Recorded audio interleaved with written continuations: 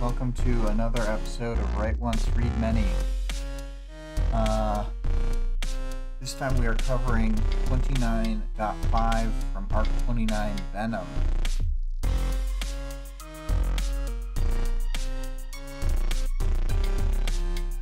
As I recall, this speed draw is quite quick. Only a bit more than a minute long, so... yeah, and it depicts that famous moment when Taylor's setting up the swinging death knife. Hey Vic. Switch it over to the final drawing, and yeah, floating death knife, I should say.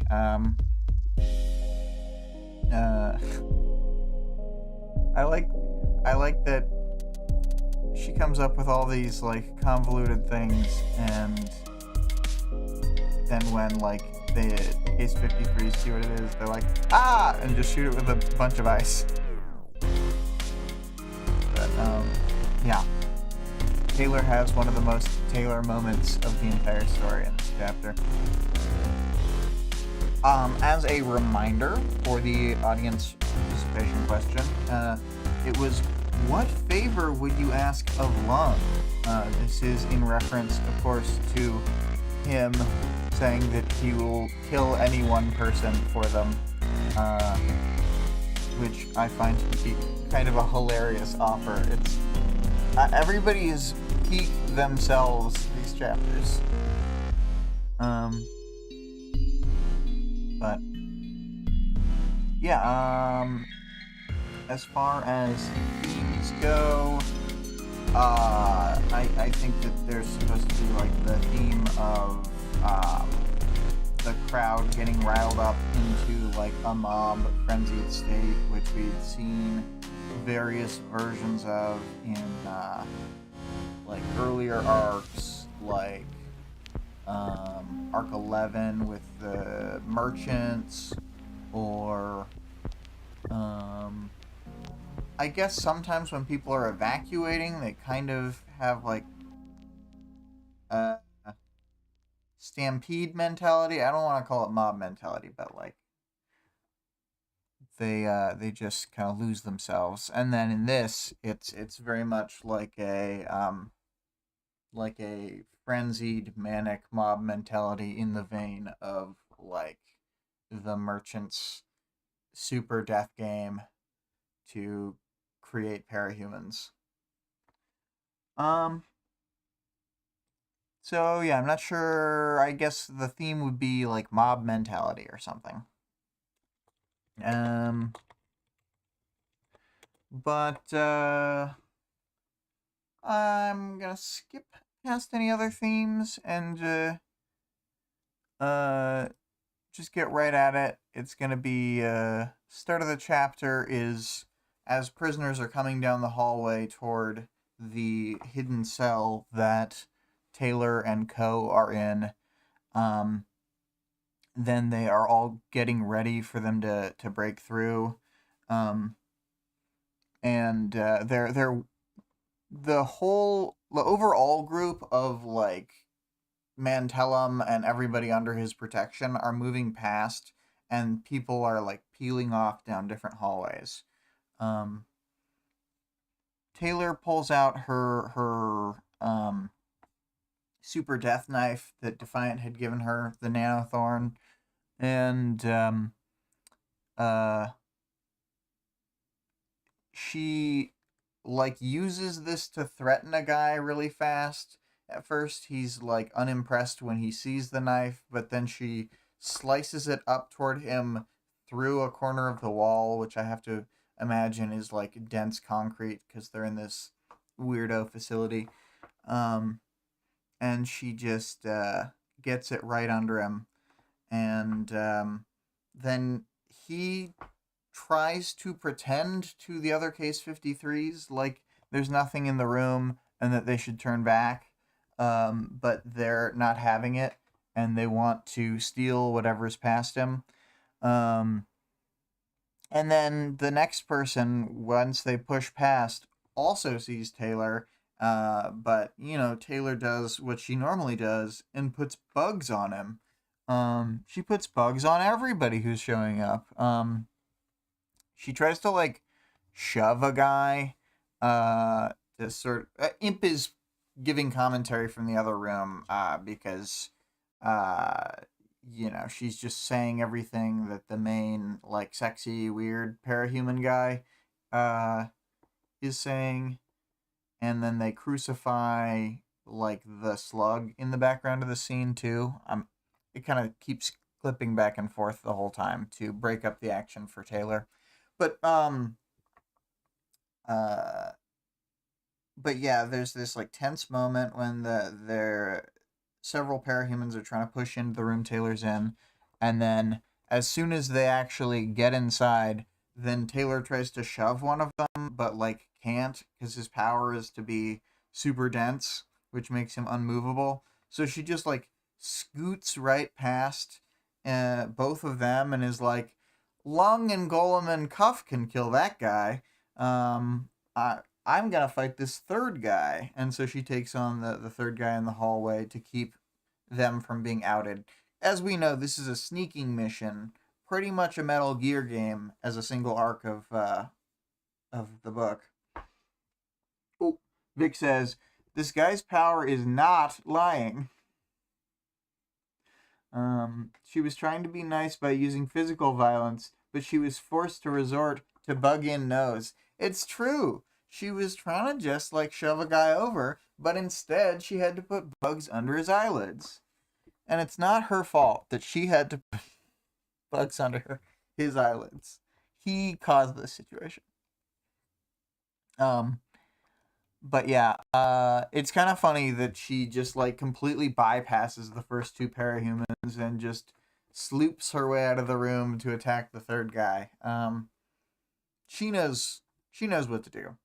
And this guy's got a weird power where he can put like spheres of light around himself and or other people, and they make whatever's in them kind of like mushy. It's I'll like talk about it more in the powers, knowledge, and world building section, because I'm just gonna like I'm just going to read part of the section, but essentially he softens things. His temporary name, because of Taylor's in battle mental quip, is softball. So softball can make stuff soft, and Taylor's worried that she's gonna mash her body parts. And so as he puts like spheres around her hand and head and feet, she's like, take this, and she fucking like lashes out with her flight pack and just slams her body into him. It's pretty great. Oh, Vic says, when bugs in nose don't work, then she has to resort to Wattpad fiction. Yep. That's how she really hurts their feelings.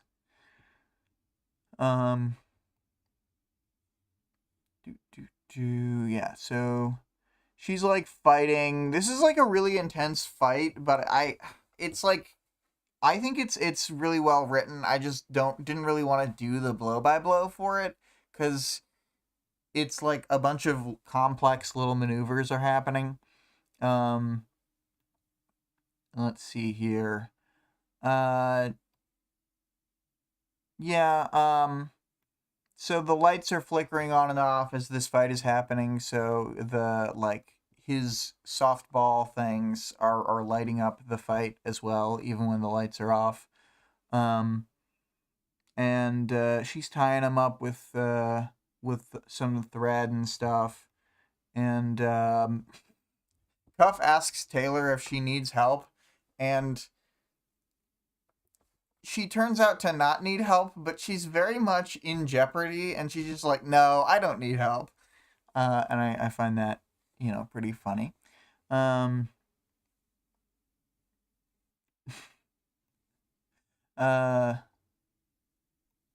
then, and Taylor is getting more in the spirit of rolling her eyes and stuff in these situations. She's so over some of this. She's like, 40 seconds ago, yes, not now, in her mind. Um, and then, as she's knocked out this dude, then all of the spheres sort of fade away and she doesn't get all scrunched and mashed or anything. And then they sort of bring all three of them into the cell that they were hiding in. And then Taylor's feeling with her bugs to find where Mantellum is by just figuring out where she can't control bugs, and it seems to be like a sphere around him. And then, Imp continues commenting, saying that even when these groups are splitting up, they're keeping at least one cape who can deal with, as she says, the ghost janitor. That's my new favorite ghost hunting show, The Ghost Janitor. Taylor corrects that it's the custodian. And Taylor, coming back into the room, inspects Golem's work. He has, of course, bound with his power these prisoners. And then, it's giving us more commentary on the spiky yellow guy and they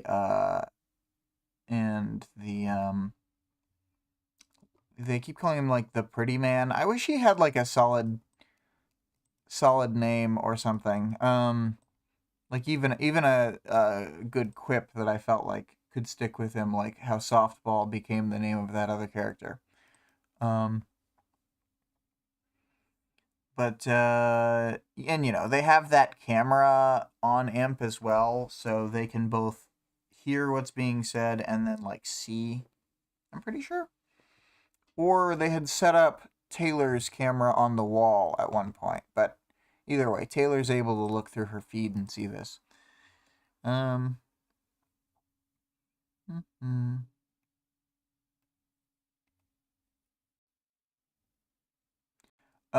Taylor thinks about how she's got her old school stuff. She says this situation evoked memories, except this time I had a cell phone. I had the pepper spray. I had a weapon. It's like she just always goes back to her initial cape trauma of the first fight with Lung. And this is, of course, when she says in her mind that she found herself smiling a little behind her mask. Our favorite Taylor, the unhinged,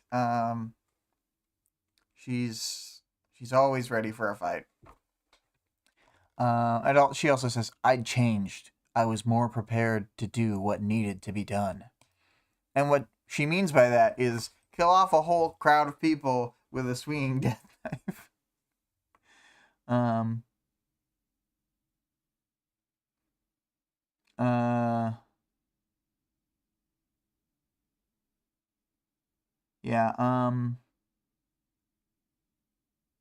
So this is when Lung says he's gonna go fight. And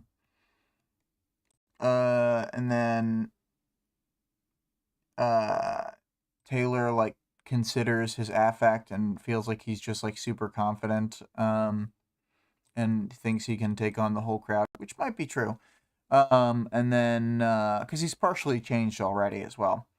Golem tries to offer the idea that they switch costumes and pretend to be prisoners and blend into the crowd or escape. And then Taylor points out that Cuff's costume and Golem's costume are pretty much necessary. And that on top of that, everyone who's wearing a spider silk costume also gains a big benefit. The only person who can pretty much blend in with the crowd is Lung, because he is a transformer. And then Taylor's like, look, we could do the costumes switch plan, try to hide, but if we do that, we can't actually get to the doctor, and that's still our main goal. And then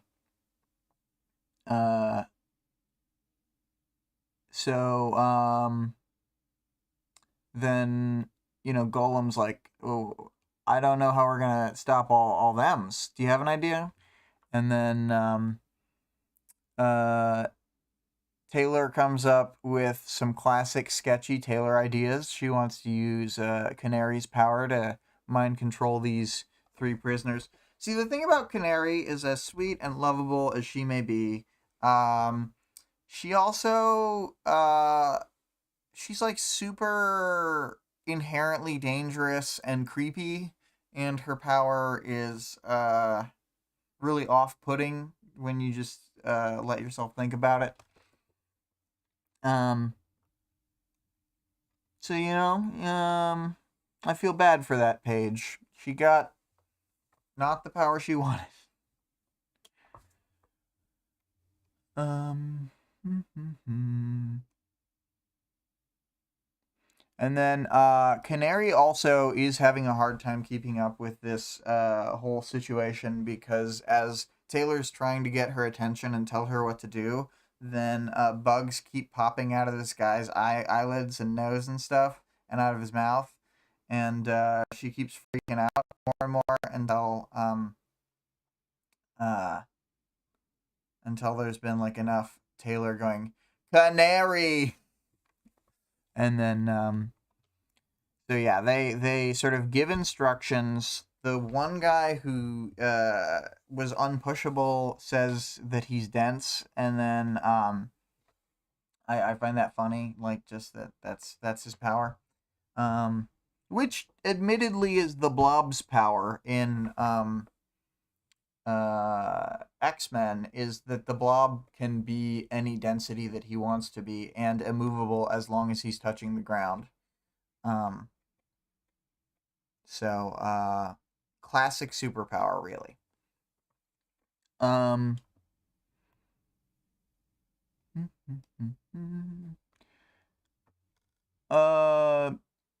So Lung is watching the corridor while they're sort of giving these instructions. The dense guy is given the death knife, and Taylor puts a zillion bugs in his clothes.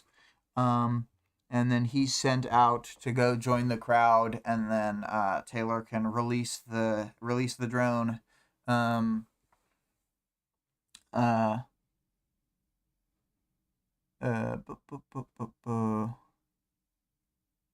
Yeah. Oh, and Taylor uses the bugs to buzz and drone to make it so that the people on her side of the cells weren't able to hear Canary's song to be suggestible.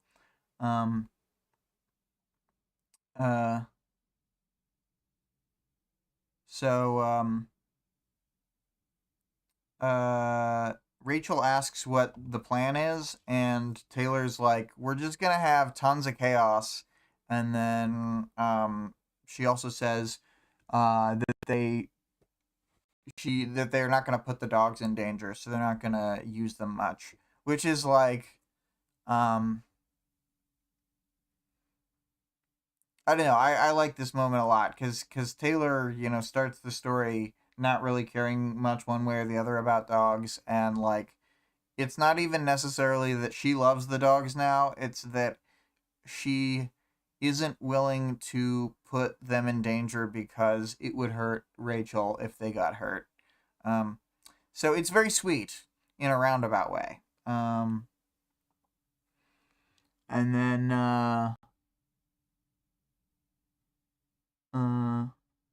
oh, hello. We have another stream person. I don't know if this is someone I know or just a completely new person, but hello.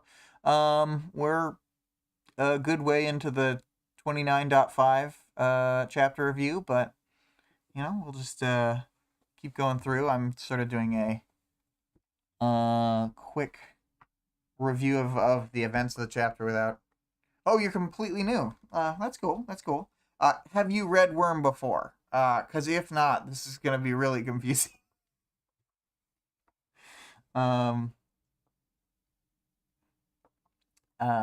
Anyway, I'll give you a minute to sort of catch up and respond to that while I go back to the talking about the chapter. So, they're getting all the pieces in place. No, you haven't even heard of it. Okay. Well, as much as it's great to have you here, I'm not sure you're gonna get much out of this. We're just talking about uh, chapter very late into a fictional book, so you know. Um, Sorry, it's kind of funny that someone's here who's never heard of the book this is about. It's just sort of hitting me. Um, Jumping in right at the end. Yeah. Uh, and right before like one of the most chaotic, weird events in the entire book. Uh, so Taylor activates the knife with the field around it that can dissolve everything. Um, and uses her she uses her bugs to lift up the threads that they've smuggled in under that sort of mind controlled guy's clothes, and the bugs go up into the ceiling above where all of the Case 53s are stationed, their whole like crowd, and she lines up all the thread to carry the knife so that it's like a pendulum that's going to swing down through the crowd, and she finds where Mantellum's sphere of influence is, and then she waits for the lights to flicker in the facility, and she doesn't just like let the pendulum swing on its own. She uses a bunch of flying bugs to drag it even faster down on its trajectory, and it swings through the crowd. Mantellum's influence isn't gone yet, so she knows he's still alive, but there's clearly tons of like injuries. Uh, people are all like starting to startle out of place. They know they're under attack, and then with the second pendulum swing through the crowd, Mantellum is killed. His sphere of influence is gone, and she can sense that area again, and all the like horrifying, grievous wounds that she's done to people. Um, and then somebody with like an ice power just blasts her swarm, and it's like semi-effective on killing most of the bugs, um, but this has given them a lot of cover for when they're about to run out and fight. They're gonna have Lung just go all out and fight everyone he can, and then they're going to have Shadowstalker pick off all the stragglers they can. There's sort of a back and forth where she asks if Taylor wants her to still use non-lethal ammo, and Taylor decides no, use the real, like, I guess they call them arrows in this book, but she's using crossbows, so I always thought they should be bolts. But she says use the real deal, and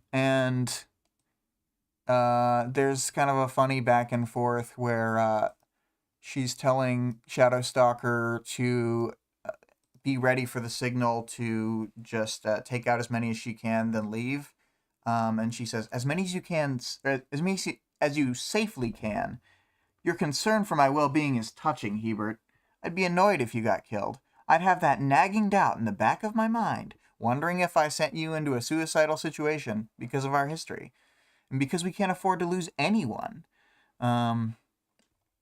And then Shadowstalker just turns it around. So it's about pride. Petty, stupid pride. That you think the outcome of this shit is up to you. And then Taylor, cowed by this, is like, whatever, and just like moves on. Yeah. So obviously they also have Golem and Cuff there to like punch their way through everybody, but yeah, then there's a moment where over the comms, Aisha is like basically almost mad at Taylor for forgiving Shadowstalker for like the stuff that she had done in the past, and then Aisha sort of spills the beans on what happened between Aisha and Alec in Arc 10. And even though this is sort of like a big revelation interpersonally, Taylor just doesn't care, and she's tuning it out because she's trying to focus on like fighting in the other room with her swarm. And then let's see here.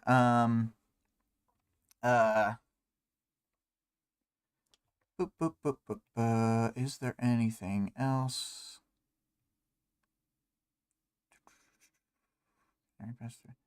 Yeah, so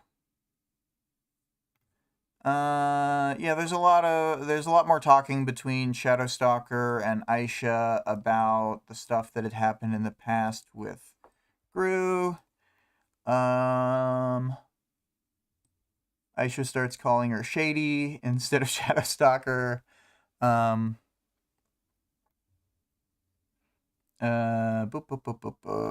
trying to not just read every line and sort of condense it a bit.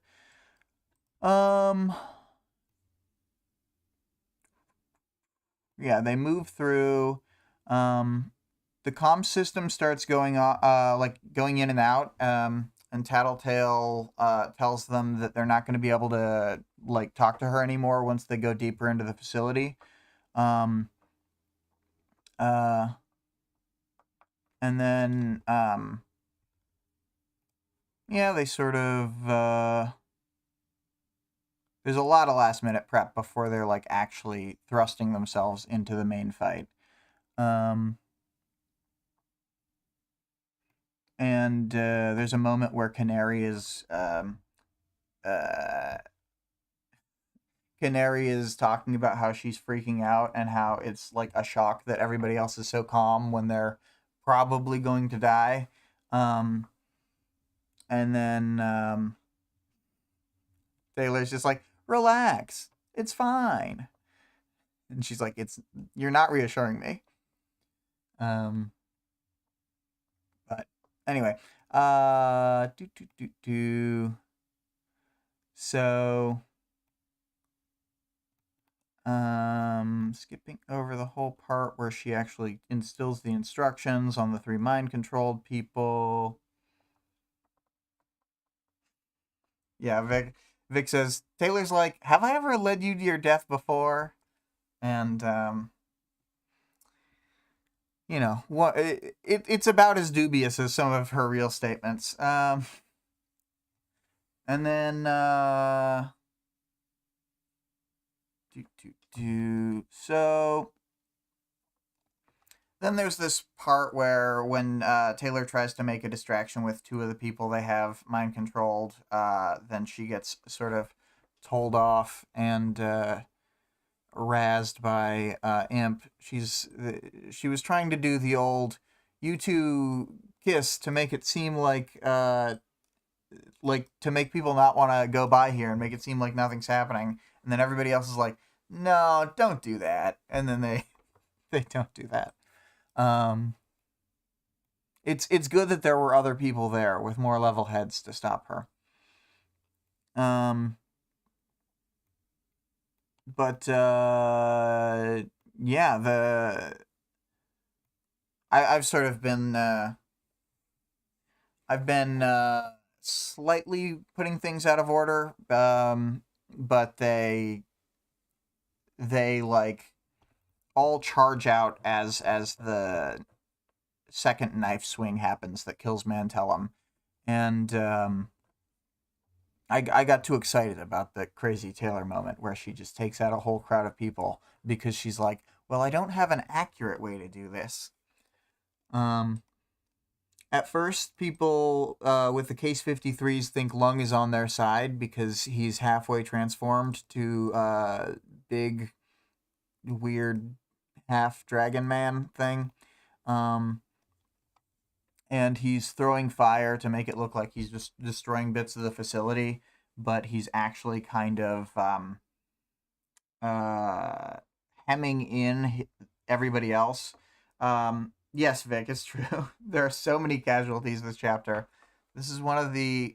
This is like as bad as the fight at the start of the arc where they were actually fighting Scion, and he like just cut the legs off from a whole crowd. Um, yeah, things are heating up in the last bit of the book.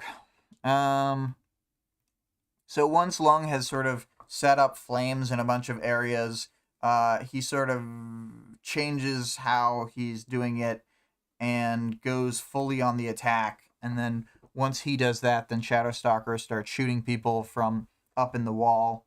And then there's like a sonic attack that shoots toward her. And I guess I'll just read this because I think it's good. 3 shots, and then someone retaliated. A sonic attack. Focused. The crossbow bolts stop appearing. She's dead? Just like that? I like how like Taylor keeps jumping to the conclusion whenever Shadowstalker's gone for like 30 seconds. She's like, "Oh my god, is she dead?" Um, but no, she appears in a different wall and starts shooting from there. But then they start moving into the area where they can dig deeper into the facility through the like barricade doors, the giant steel doors. And Shadowstalker and Lung are like covering their retreat as the rest of the group goes through there. And because Mantellum is gone and because everybody's sort of in disarray, then Custodian is able to like appear in the fight finally, and she can fight almost everybody by herself. This is when Taylor finally realizes that the Custodian is like a breaker duplicator rather than like being able to control the wind or whatever. Like the wind is her body. And she equates it to velocity, how velocity had such a small effect on the world when he was using his power, but that because the Custodian is able to multiply herself so much, she can, actually affect the world by putting thousands of herself in like essentially the same location, um, despite her mostly intangible nature.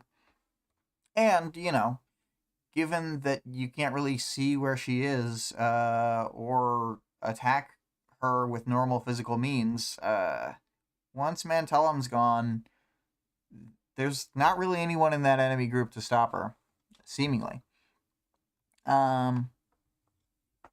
And Taylor's like assessing the damage. Like there's so many people getting like broken limbs and like gouged out eyes and things by the Custodian, but she's not actually killing anyone.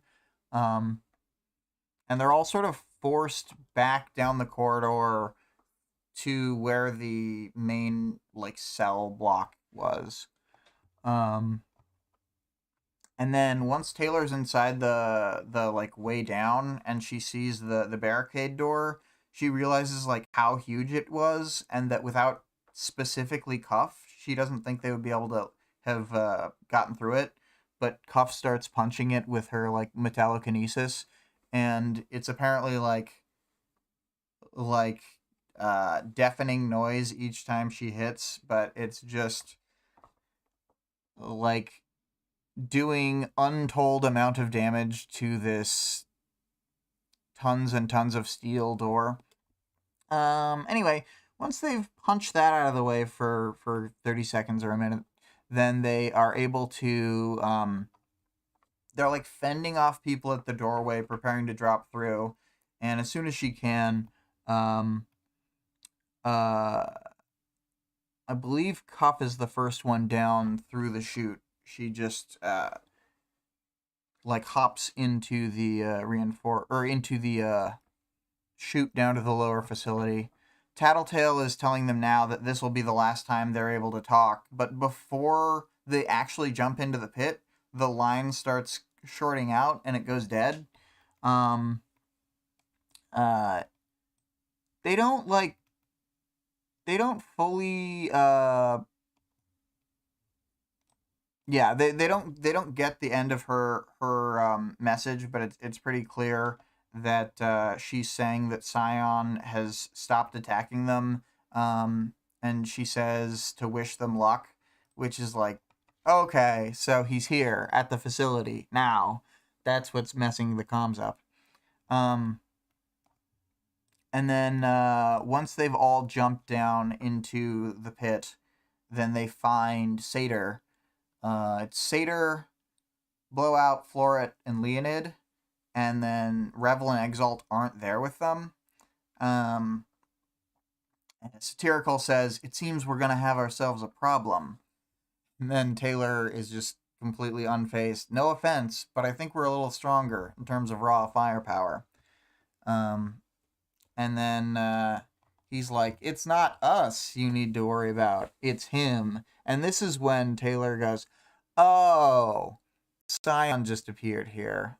And then, Satyr lets them know that there's a half mile of solid steel between them and the doctor at this point, so they can't get down where they need to be.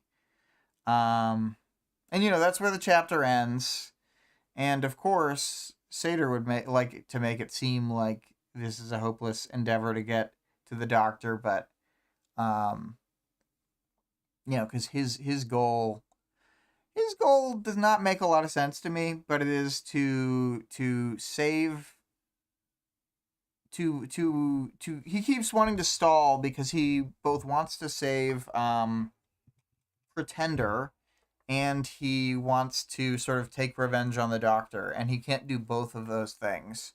So he's stalling and stalling, so he never has to make the decision. So, yeah, I think he's got pretty shitty motivation to, stand in Taylor's way. But we'll see how that turns out when we go over the next chapter. As far as arc stuff, this is about halfway through the arc. It's a good, turning point.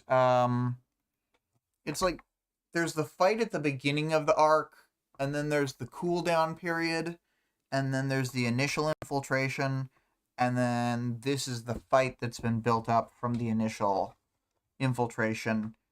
A little air will be let out, next chapter to, so you're not at a constant, maximum tension level, but Scion having appeared nearby, obviously raises the tension levels. Vic says, how many more chapters in this arc? There are 4 more main perspective chapters and then the interlude. But there's a lot of ground left to cover. Each of the 4 chapters is very long. We're at the point in the book where the audiobook for each chapter is over 45 minutes even for the shortest ones. So, and yeah, I guess that's all I want to say for arc stuff right now. I'll move on to the characters section, and I was going to start from Satirical and his group, although the other 3, Blowout, Floret, and Leonid, don't have any lines in this chapter. Satirical is so annoying, in a good way. And I don't think it's unintentional. I think he's supposed to be just so annoying for Taylor to deal with, and really add this element where we're not sure. It's like I said a few minutes ago, I'm still not 100% sure that explanation I gave of his motivations is quite correct, but he's just really hard to figure out, and then he's always willing to work with the worst people. And it just adds a complication. The idea that people could be body doubled and secretly be one of his stupid duplicates. There's a lot of duplicators. The very next person I was going to talk about is the custodian. She she was pretty indignant about the fact that the prisoners had escaped their cells, and I don't know if she even cares about defeating Scion, just sort of keeping the machine humming along inside the Cauldron facility. Um,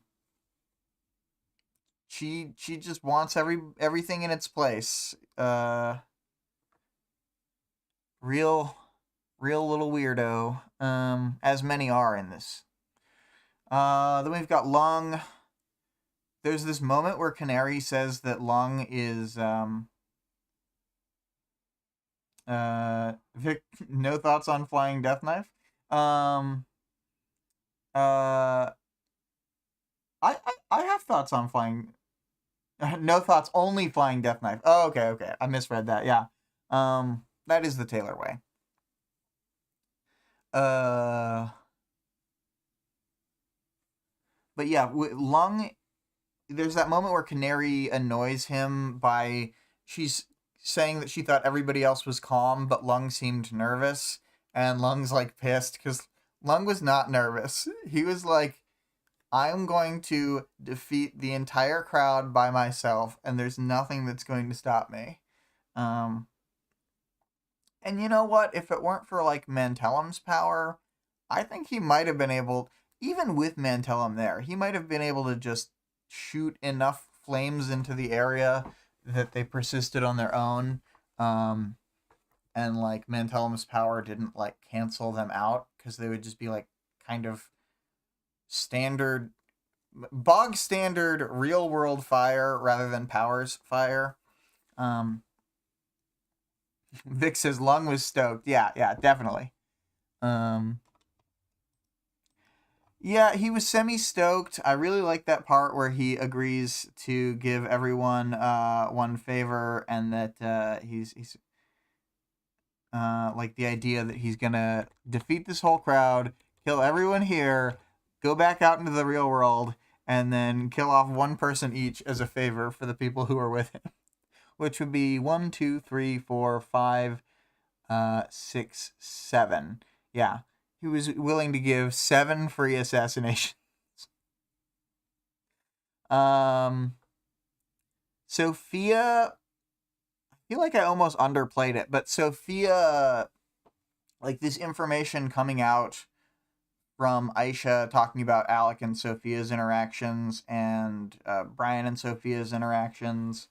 Um, it's all stuff that would have been so meaningful to Taylor during like arc 11 through 20 kind of time period, but she's so far removed that she barely cares about any of it at this point.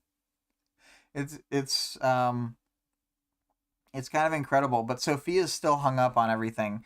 At the same time that she'll like scoff and be like, none of this matters, then she's also still like hates Taylor for the specific things from back then, hates Alec even though he's dead. But who doesn't hate Alec even though he's dead? And she's just so petty, and Taylor's so grown up compared to her. It's really interesting.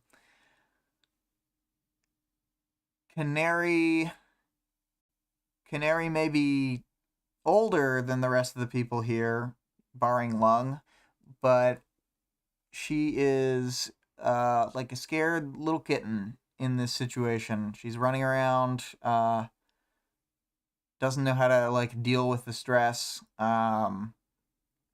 constantly freaking out. Huff, very level-headed. Another character we've seen make like a huge change over like a long period of time. She, she's ready for the fight. She's ready to like pound through the door. She's not the same person who was like shrieking and covering her head when they were getting shot at in that fire escape in Chicago. Golem, standard Golem. He had a plan that kind of was lower conflict. He wanted to like turn the heat down and like try to escape instead of try to fight. But, also standard Golem, when he's presented with like, it's our responsibility to go in and complete this mission, and he's like, okay, you got me, we'll do it. There was that good moment between Taylor and Rachel where Rachel was asking what the plan was, and Taylor was like, we're just gonna keep the dogs safe, we're gonna have them stick near us. So, brief but sweet. Tattletale,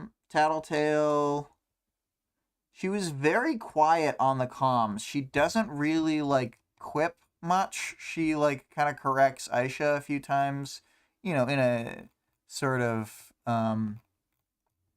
friendly catty way. She's not being too catty, but she's just she's gotta be a little mean to Aisha. And then yeah, she's barely joking at all. Which I don't know if that means it's gotten so serious that Tattletale's not joking around, or if Tattletale's feeling slightly more relaxed so she can let her guard down. But either way, it's definitely a change. And then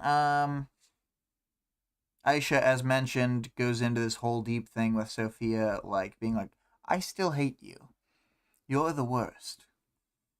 Oh, and I forgotten to say that Aisha had grabbed the sphere that Sveta is being held in, so she had sort of ran off with that and saved Sveta, joining her into the group for now. Although she's still trapped within the ball.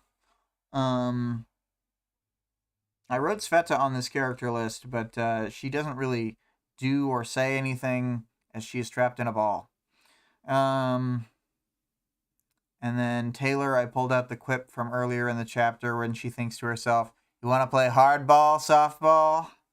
It's so stupid, but like, all of her hero quips are such shit that it's like, there's a reason she doesn't say them out loud.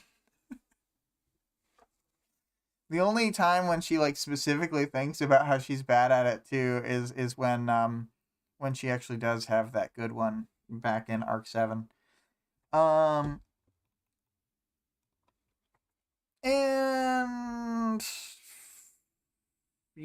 Taylor, I'm trying to think if there's anything else I want to say about her. It's like, it's funny. There's that great moment when she thinks about how like doomed they are, and then she just smiles. She just like can't help herself. She's like one of those people who says like, I hate drama, but they love drama more than anyone. She's like, I hate fighting people with superpowers. I hate it. Trust me, guys. She, like Lung, is stoked. Something deep in her unconscious psyche is like, yes, good. But yeah. She's very confident. She's not scared, like even in some of the stuff after the time skip, like in the portions with the Slaughterhouse 9, she's like really like moment to moment worried, and there's this constant like running like fear that anyone could die. And she does keep thinking Sophia's dead, but she's not like that worried about that. But yeah, she's just like zen in this moment when she's gonna have to fight everybody. Moving on to the powers, knowledge, and world building section. They crucified the slug. He's gone. Gone for good. I mean, many characters are gone for good after this chapter, but the slug. Oh, and then I pulled this direct reading section. I gave my hostage a push, with the idea that he'd get pushed off balance for the others to deal with, except I failed, completely and utterly, to budge him. And then I pulled the later, I'm dense, he said. Which is a great way to describe your powers, just, I'm dense. Ooh, boy, Firefox crashed. I don't know if I'm still live streaming or not.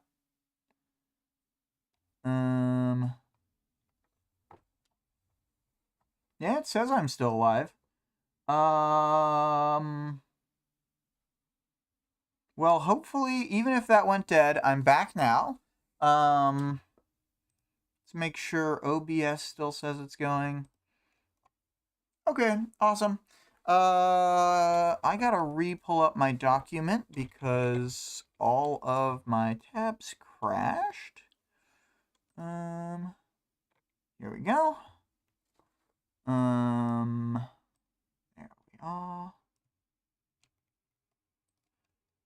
And then, yes, so, yeah, I thought that little bit was a fun powers thing. And then there's that moment where she thinks to herself, fighting capes I don't know, unfamiliar powers. A sphere of light surrounded my right hand and knife.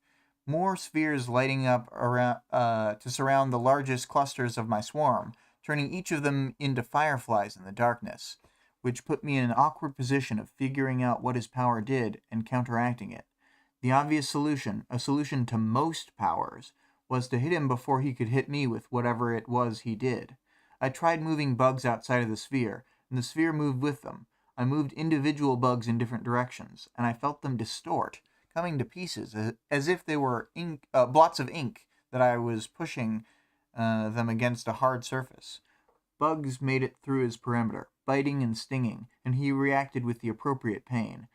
But the bugs surrounded by light didn't manage to bite into flesh. They were soft, their mandibles bending like putty. Where he swatted his hand against them, both spheres and bugs were distorted and crushed by the movement. Really cool power, really neat. Probably would be hard to use as a hero because you'd be like really destructing parts of people's body, but maybe you could only use it on their equipment or something, or maybe you could only use it on, like manage to use it on terrain instead of live things. I don't know. But some of those powers, they're really hard to figure out a heroic use of. Because, like, yeah, he could just fight people who were fine with them getting their body parts mushed, but there aren't that many people like that. Most of the ones who are have, like, kill orders, and this guy seems like kind of a chump who wouldn't be able to fight someone at that level. Oh, and I said here, Taylor does the most Taylor thing of all time with the swinging death knife, or floating death knife, as it were, when she kills Mantellum. I can't overstate how, like, oh my god, that was awesome, that moment was for me. I know that it's, like, you know, probably one of her most morally ambiguous moments up to this point is the dubious moment when she, like, cuts through a whole crowd to kill one person who probably doesn't even deserve to be killed, but she's just like, you forced my hand, you've left me no choice. Yeah, anyway. And then with the last bit, I'm going to move on to the audience participation section. What favor would you ask of Lung? And grabbing my phone, the Discord tab crashed.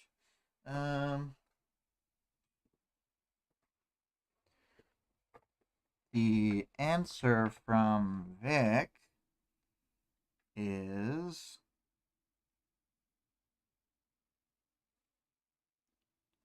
wish this would load faster.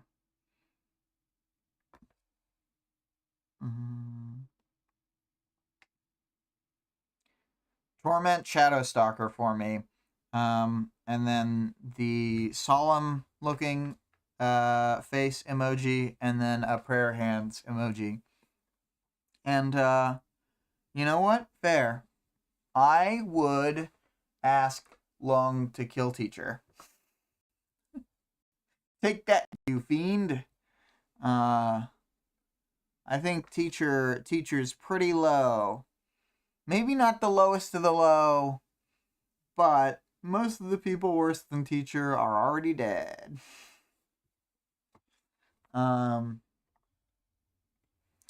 and I won't be able to copy paste the question I have. So that was a quick one, unfortunately, you know, but, what are you gonna do?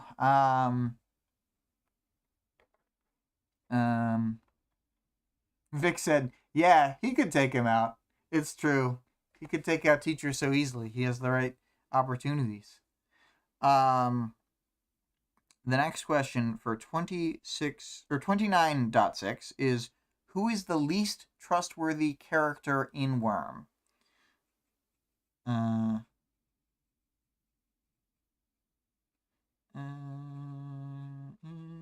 Worm. It has been typed and sent. Okay, I'm going to start that old outro music, but I'm not gonna read the credits just yet, because I wanted to say, you know, our first credit, as always, is ScarlettXOX with this song Extinction. You can find her at twitch.tv/ScarlettXOX.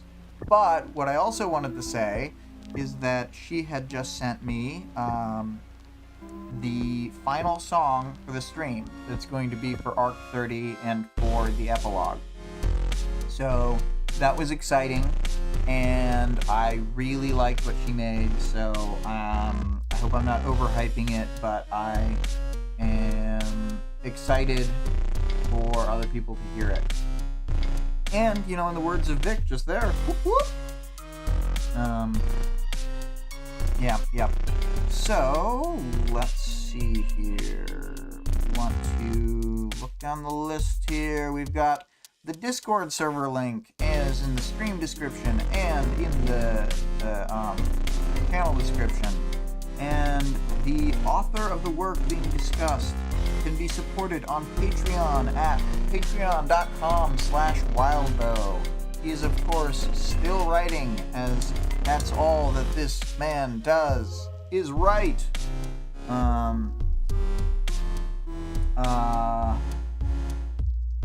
The full text of the work is available for free online at parahumans.wordpress.com, and there is also a fan-made audiobook of the entire work at audioworm.rain-online.org, and the newer audiobook by a different group at abaddonproductions.org. Honestly, if you just search for Worm audiobook, those will both come up. And yeah, I've been like, oh my god, we're nearing the end of the book. This is crazy. And even though there's a lot of weeks left, there's not a lot of chapters left. I mean, same number of weeks and chapters, but when you look at them as chapters, it seems like a very small number. Anyway, in the words of Vic, bye!